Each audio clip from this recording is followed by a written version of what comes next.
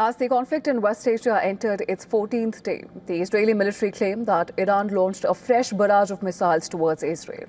And this even as the IDF continues to pound Tehran with airstrikes. This comes as Iran's new leader, Mojtaba Khamenei, vowed to avenge Iranian deaths. And Israeli Prime Minister Benjamin Netanyahu declared Israel's new goal of toppling Iran's clerical regime.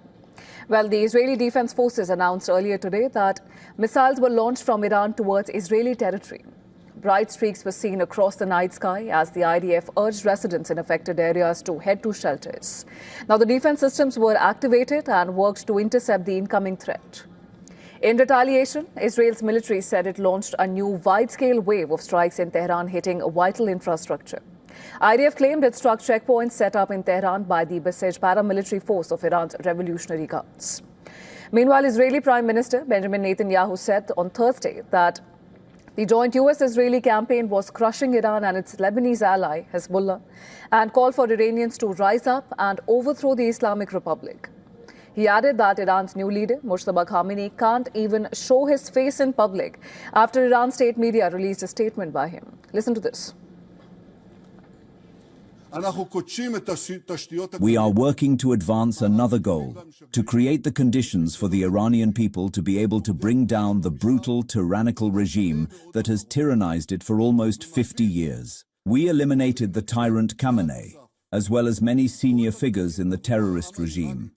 We eliminated the old tyrant and the new tyrant, Mojtaba, the puppet of the Revolutionary Guards, cannot show his face in public.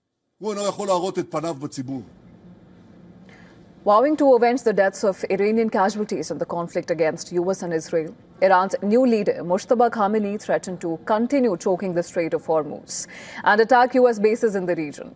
Meanwhile, Iran's exiled Crown Prince Reza Pahlavi has dismissed Mojtaba Khamenei's statement, saying the regime is incapable of change and urged the world not to throw it a lifeline.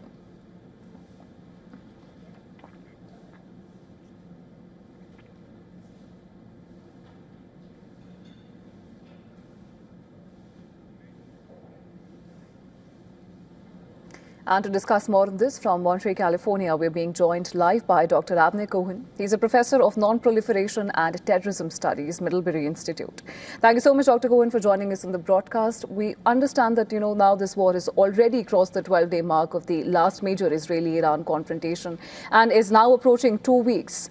And early on, there were suggestions that the war could be wrapped up in 2 to 4 weeks. But the messaging from President Trump is, of course, shifted to saying that the U.S. is not finished with Iran just yet, despite claiming that there's nothing left to hit in Iran. Dr. Cohen, from your reading of the trajectory we're on so far, are we looking at a prolonged conflict? And given the stakes involved now, how long do you think this could realistically stretch? It's really, really difficult to say. It very much depends on one man, President Trump. And President Trump could change his mind in a second. It depends in many contingencies, not just in the situation in the Middle East, not just in foreign policy.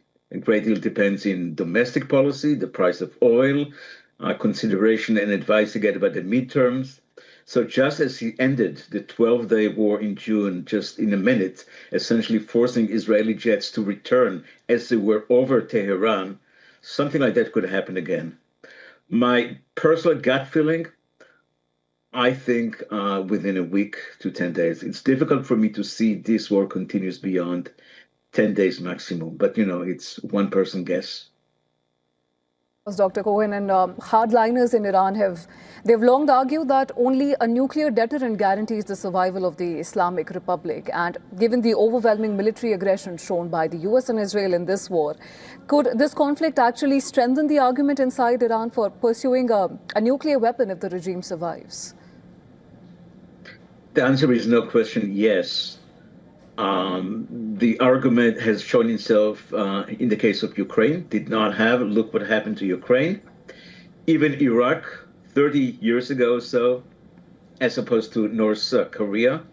So as an argument, there is no question that's the case. It's strengthened the desire to have access, possession of nuclear weapons.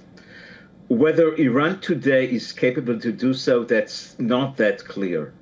Yes, they do have the 400 plus kilograms of highly enriched uranium at the level that could be even used without further enrichment to primitive, not very sophisticated nuclear device. With not that much effort, if they can recover that amount of uranium, they can either elevate to weapons grade to 90%. However, technically and perhaps also strategically, there are for them reasons to slow and not to do it that time. So even though the argument is a strong one in their mind, I'm sure, it's not clear that they can actually pursue that. So those material is being hidden. It's not clear the access to it. It's most likely being watched very, very carefully by Israel, the U.S., others. So it's mixed. It's complex. The argument itself is strong. The feasibility is not so. Noted, Dr. Cohen, and Donald Trump had hinted a few days ago at the possibility of shaping Iran's leadership after the war. But now Iran has a new Supreme Leader, Mojtaba Khamenei, whose first statement suggests a far more defiant line here, talking about keeping the Strait of Hormuz closed as leverage and also vowing vengeance and retaliation.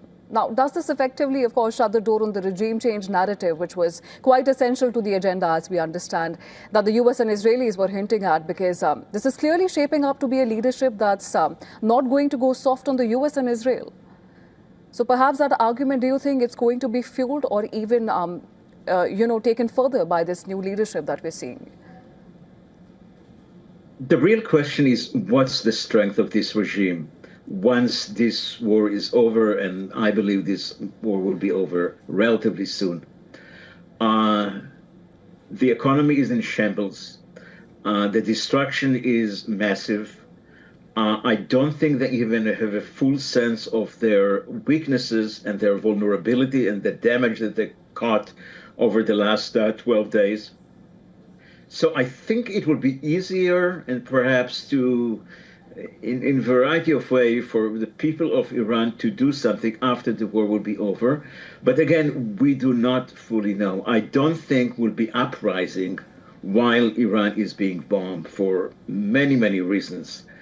But after that, I think it is a weakened regime, and his life is far from being assured. I think the inflation is also very high. So there are many, many reasons to think that the future of that regime is far from being assured. Right, Dr. Cohen, and of course, this is an evolving situation, and all we can do is speculate at this point. But as you've said, that the war would not be as prolonged as perhaps the fears are. But the Iranian President, Masoud Pezeshkian, said that any resolution must recognize Iran's legitimate rights and, of course, the guarantees that the country will not face future attacks. Well, Tehran has also insisted that it was in the middle of negotiations with Washington when the strikes began this time around, and also in the last confrontation. And with this deep mistrust, do you see a point where the Iran and U.S. are forced back to the negotiating table in the short term? I think the mistrust is huge. And I think it create difficulties for both sides to reach an agreement. It may well be that the first stage of ceasefire will be without a formal agreement, maybe without even a tacit agreement, maybe something that would be approved by a go-between. Could be Oman. I'm not even sure, because Oman has been attacked. Oman has been so far until now the go-between, or somebody else.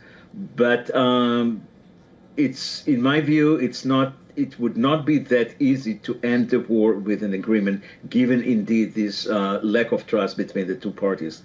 I think for the United States, without non-conditional surrender or non-conditional acceptance of terms of, it will be difficult to agree. It will be difficult to accept that for the Iranians. So it's not clear that at this time they are able to reach an agreement.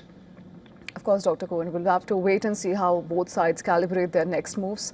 But for now, thank you so much for joining us in the broadcast and sharing your perspective with us. Thank you.